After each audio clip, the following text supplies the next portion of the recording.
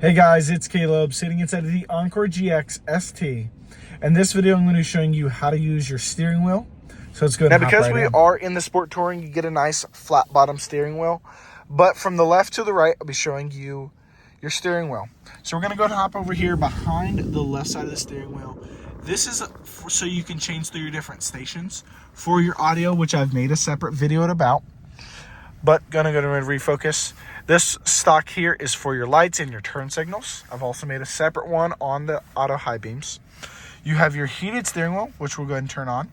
You can set or disable your cruise control, which is where it's on right now. And then you can set your speed by going up and down. And then this also disables it. But then you have this X over the speedometer, which will cancel it at speed. Now you have your gap adjust. And you can change those different links. And those are different car links by the press of this button here. Now you have your horn. Then you have your button so you can hang up your calls.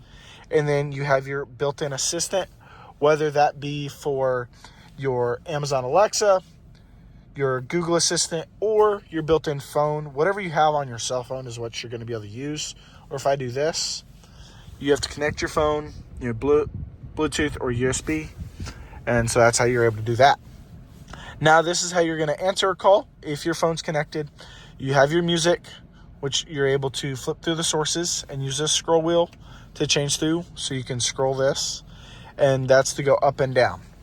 Now you have your wipers for the front and rear and the speed. And then over here on the right, you have your different volume for your radio stations.